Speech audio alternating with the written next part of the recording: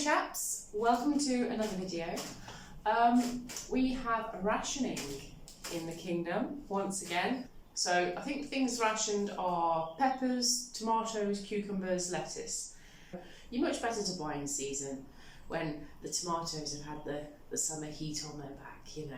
With that in mind, my friend has lent me this book, Delia Smith, Frugal Food, and it's a republication of her 1976 Frugal Food, and it's a very good book. It's a very good book, highly recommend. I think I might, if I see it knocking around somewhere in a charity shop or whatever, I'll definitely be purchasing it, either edition, whether it's the 70s one or this one. This was 2008, she re-brought it out, and we all know what happened in 2007. So I just wanted to read you, I've been flipping through it this morning of my cup of tea, and I just wanted to read you a little, here we are, seasonal scents. I need hardly mention how the price of oil has affected everything we consume. But just think how much more it now costs to fly all those tasteless, out-of-season fruits and vegetables merely so we can buy whatever we want every single week of the year. I thought I'd go and explore and see what seasonality food is available. And I'm going to not go to the farm shop this time. I'm going to go to a shop which is up and down the land, sort of available or accessible to the majority. So I'm going to go to Aldi and see what there is. I think it's going to be just your usual ration, proper food affair. You know, it's going to be seasonal fruits and veggies. It's going to be British meats, but again, grass-fed British meats, because you have to think any other meat that doesn't come from, that hasn't been eating grass and all that sort of stuff, is going to be grain-fed, and that grain's imported. So if there was no imported grains, you wouldn't have the meats. So, you know, it's that sort of thing. Probably some butter, but again, that butter would probably come from grain-fed cows. So, I mean, you know, it's all sort of ins and outs. But basically, going on a simplistic level, right here, right now, the beginning of March. Oh, pinch and a punch, first day of the month. Yeah, we're going to see what there is and see what we can meal plan. Right, chaps, so a few days on, we're back. It's not a food shortage, it's just a shortage of certain foods. But at this time of year, those foods are summer foods. In the same way, in the height of summer, we don't hear people complaining that there's no parsnips in the middle of July, or Brussels sprouts, or Bramley apples. So, yeah, I just think it's a non-news story as far as I'm concerned. On the shelves, I've seen products from a few products from Italy. There was sweet potatoes from the USA. There were sweet corn from India. India blows my mind that we've travelled these little baby sweet corns from India over here. You know, it's not just, you know, the Spanish stuff that's on the doorstep, which is what's hitting the news. There's stuff coming from all over. You think, to me, I just think, I like having seasonal food. I like the excitement and the joy of, you know, thinking, oh, what's coming up, you know, the spring food, the first English peas of the year, fresh out the pod, straight in, and you know, trying to avoid the grubs as you go, and the strawberries, and then the tomatoes, and then the squash. You know, I like having seasonality. I love living with nature and what's coming off the garden. It just keeps life interesting. I think a little bit more of going back to seasonal wouldn't hurt, to be honest. How is 1.5 kilo of British grown flour 58 pence after all that processing, you know, when the flour that I buy from the farm shop is Wessex Mill, and that's £2.20, and that's what I thought was to be cheap for British flour. Now don't get me wrong, that's absolutely top quality stuff. It's really nice. I don't even know how they've got to 58p for this. I really don't. Some poor farmer has slogged their guts out all year, battling the elements, taking on board the rising costs of everything that they need. You know, their fuel, their electric, their fertilisers, their whatever else they're using. They've battled the weather, they've probably lost a winter crop in the floods, they've had to re-sow again, the cost of the seeds. How are they coming in at 58p? I have no idea.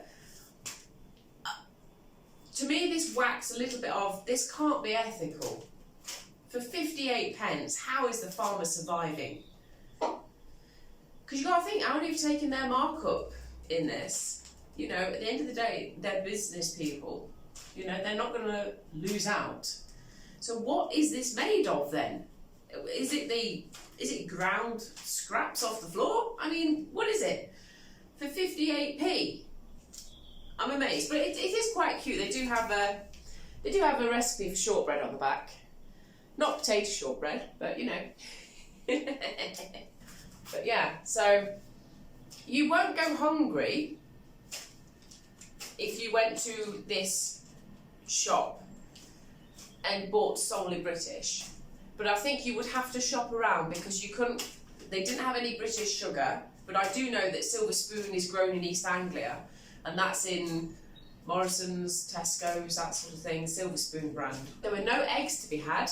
It was rather sad going through the cereal, the breakfast aisle, because I couldn't really find anything. There wasn't anything with the British logo or that said it was British produce. The nearest I came to finding something was the Kavanagh organic oats. I've done a bit of googly woogly, and I've discovered that Kavanagh oats is a brand that is actually from a company called White's. It's very slim pickings on the British produce if you want any nibbles or any treats. I did find a Bramley apple pie.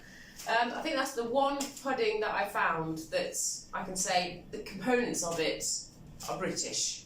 I did find a pack of Scottish oats, some crisps, there was all manner of cheeses and butters and things. What I found is that the prices for similar sort of quality of items, the prices in Aldi, which is a budget shop, it's not that dissimilar to the farm shop. Yet farm shops are expensive. I think the farm shop milk is cheaper, but then again they're a dairy farm and they've got no middleman to pay, have they? So there's definitely not a shortage of cucumbers, that's for sure. I think we can safely say that Aldi's got plenty of cucumbers. So anyway, let's go through what I got. So I bought some parsley, British parsley grown in West Sussex, and I potted it up because I thought, well, if I give the roots some room to play in and to grow, then it'll become more robust and more fluffy. Potatoes, I bought a bag of wonky taters. Doesn't matter what the skin's like because you peel the skins. And I mean, you could make potato peel pie, is it? Potato peel pie? I don't. I put them in the compost bin. This is our food shortage. So we've got some apples from Kent. Oh, what else we got? Blimey, it's heavy.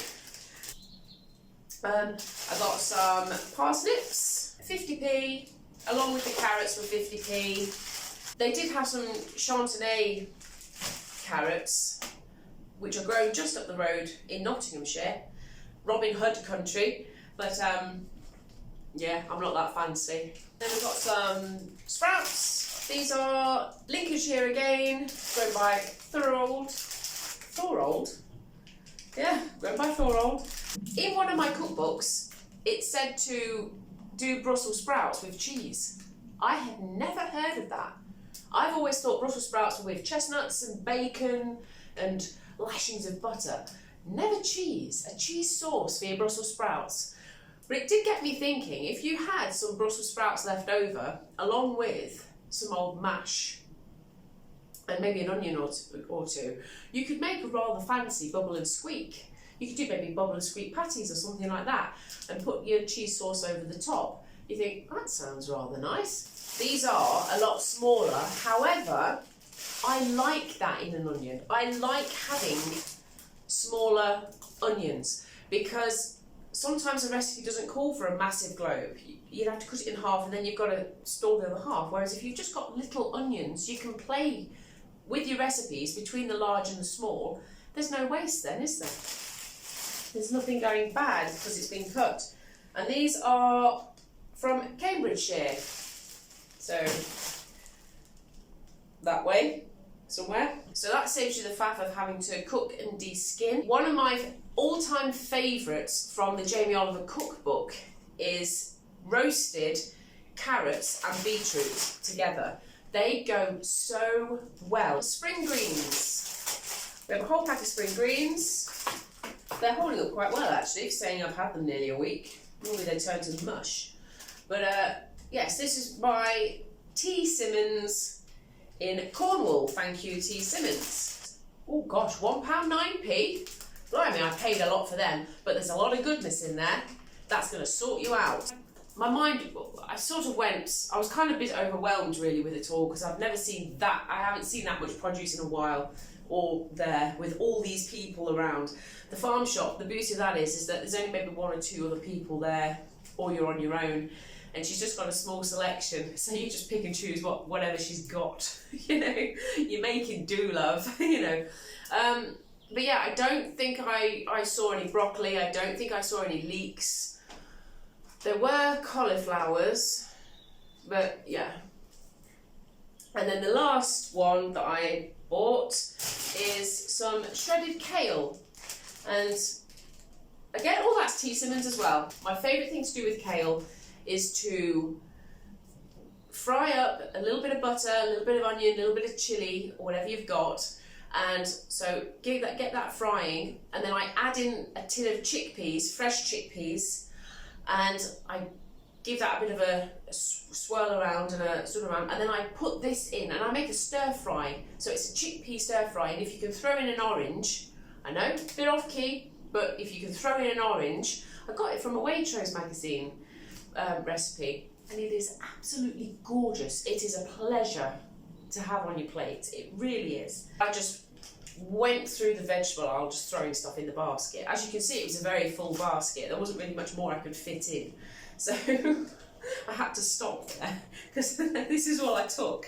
But yes, so you can make stuff, a variety of foods. You have got your colours, you've got your reds, you've got your greens, you've got, there's another red, you've got your orange, you've got your beige, white, whatever you want to call it. You have got all of these various items that are going to be giving you all these different vitamins, minerals, you know, all that sort of stuff. You've got it. I've got just about the components to make a Lord Walton pie. You can live off British. You are not going to starve. You will have variety. You just don't have your summer foods at the moment. But if that's your only problem in life, if that's your big grievance of the day, you've got it good, baby. You've got it good.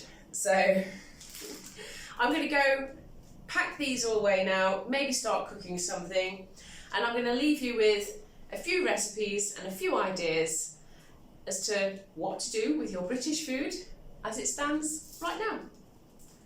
Bye!